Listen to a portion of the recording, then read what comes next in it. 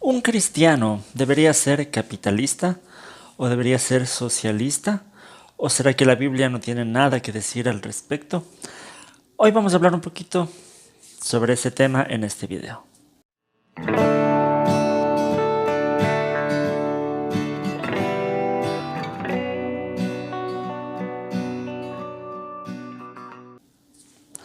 Saludos con todos, queridos amigos, queridos hermanos, que el Señor les bendiga. Mi nombre es Hugo Vázquez, bienvenidos a mi canal. Y como mencioné, vamos a comenzar una serie de videos topando este tema que es bastante polémico, el tema del cristianismo y la política. ¿Qué dice la Biblia sobre el socialismo, sobre el capitalismo?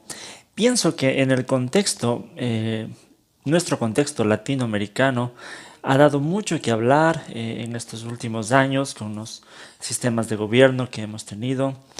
Pienso que en las iglesias, entre hermanos, estos temas han ocasionado incluso división, confrontación por, por diferentes opiniones políticas. Pero ¿qué es lo que tiene que decir la Biblia al respecto? Vamos a ir analizando a lo largo de algunos videos, vamos a ir topando este tema. Hoy quiero comenzar con un texto que es muy conocido, que está en 2 de Tesalonicenses, capítulo 3, el versículo 10, dice: porque incluso cuando estábamos con ustedes les ordenamos, el que no quiera trabajar, que tampoco coma.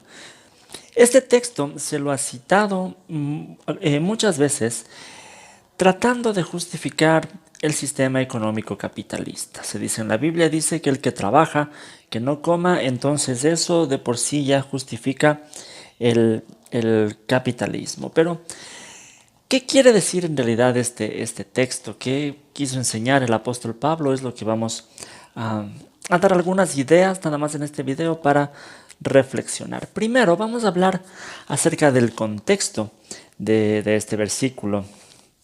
Y cuando hablamos del contexto, no hablamos solamente del contexto literario, de lo que está en el texto, sino también del contexto cultural, del contexto político, del contexto económico, histórico, desde donde se da ese texto. Entonces, partiendo de esto, debemos recordar que la iglesia del primer siglo se caracterizaba por un modo de vida de solidaridad, un modo de vida de apoyo mutuo, incluso en muchos casos de compartir las cosas en común. Sabemos que el libro de Hechos nos enseña esto. Por ejemplo, Hechos 4:32 al 35 dice: todos los creyentes eran de un solo sentir y pensar. Nadie consideraba suya ninguna de sus posesiones, sino que los compartían, pues no había ningún necesitado en la comunidad. Quienes poseían todas las casas, terrenos, los vendían, llevaban el dinero de las ventas y le entregaban a los apóstoles para que se distribuya a cada uno según su necesidad.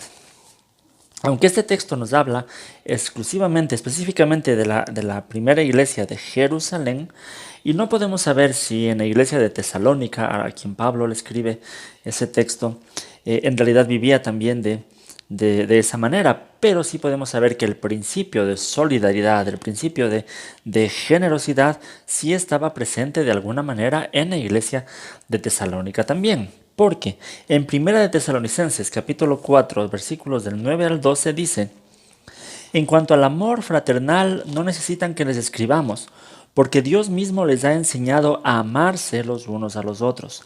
En efecto, ustedes aman a todos los hermanos que viven en Macedonia.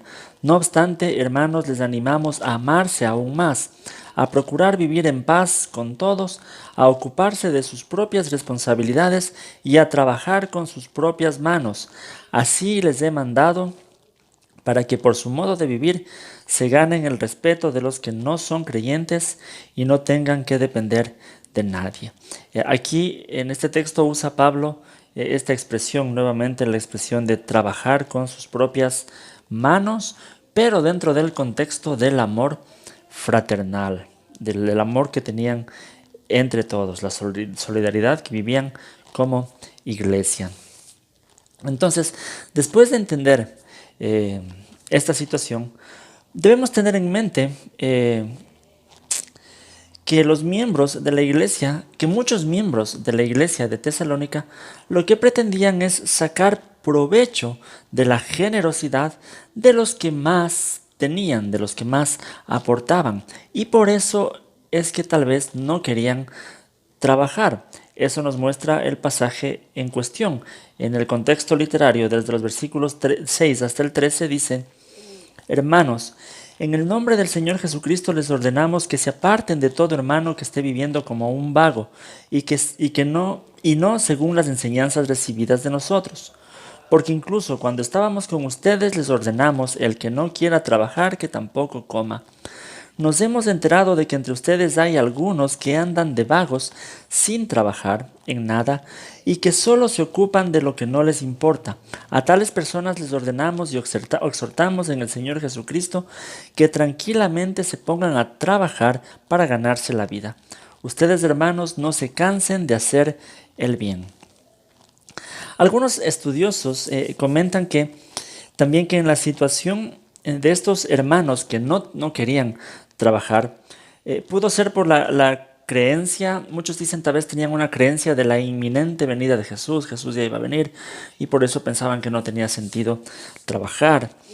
Otros dicen que tal vez se trata de algunos hermanos que, influenciados por esta cultura helenística, de los romanos también en especial, que consideraban que el trabajo manual, el trabajar con las propias manos, era algo malo, era algo que se dedicaba solamente a los esclavos. Y sabemos que el apóstol Pablo rectificó esto en muchas ocasiones al usar él mismo la expresión de que él ha trabajado con sus propias manos. Entonces, independientemente de cuál era la situación por la cual estos hermanos no querían trabajar, sí sabemos que ellos estaban tratando de aprovechar de la generosidad, de la solidaridad de la iglesia de Tesalónica, en especial de los que más aportaban. Es por esta razón por la que Pablo exhorta a estos hermanos y pone este principio en la comunidad: que el que no trabaje, que no coma. Pero, entonces preguntémonos, ¿hacía falta poner una regla así? Que el que no trabaja, que no coma.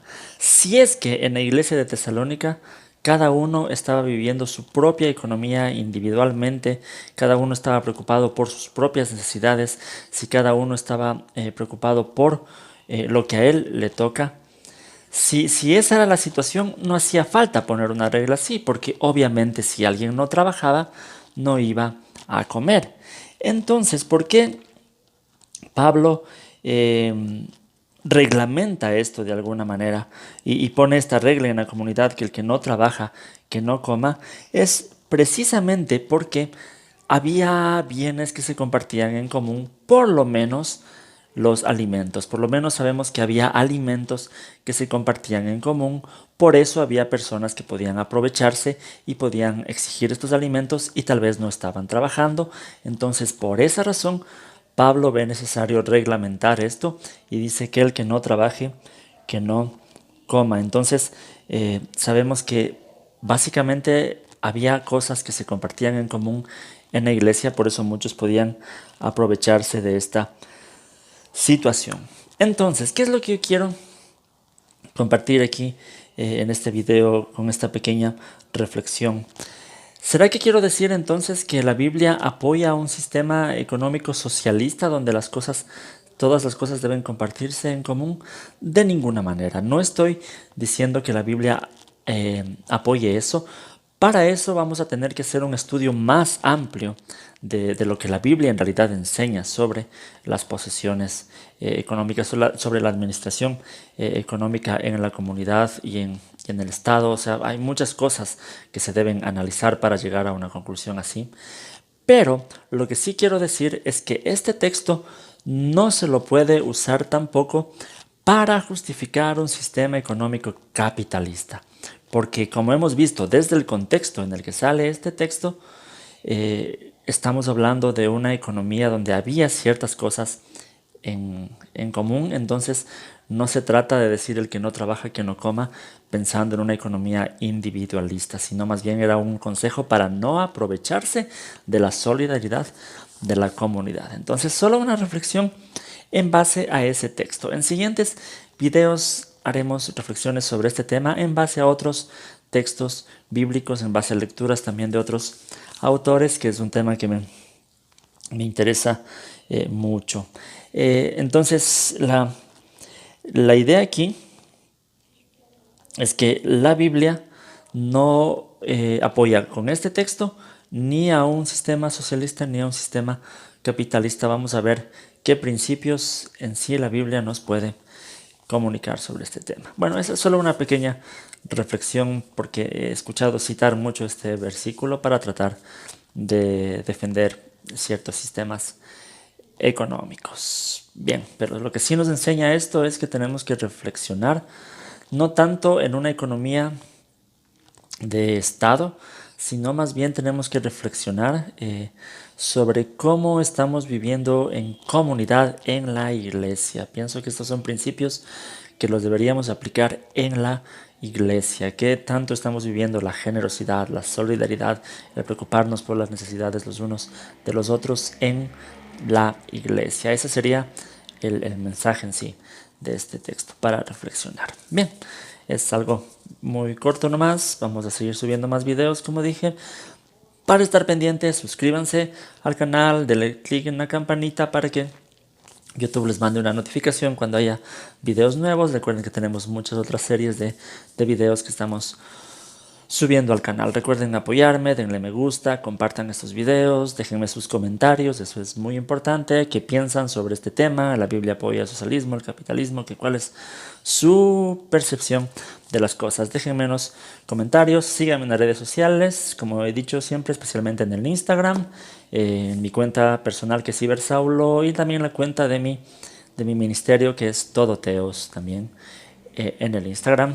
Sigan la página todoteos.com, suscríbanse. Recuerden que la primera vez que se suscriben a la página van a recibir gratuitamente un librito de devocionales sobre las bienaventuranzas. Bien, eso es todo conmigo por este video. Les voy a dejar por aquí unas sugerencias de unos 2 videitos que les puede interesar. Un enlace para que se suscriban al canal, otro enlace para que sigan a la página web todoteos.com. Muchas gracias, que el Señor les bendiga.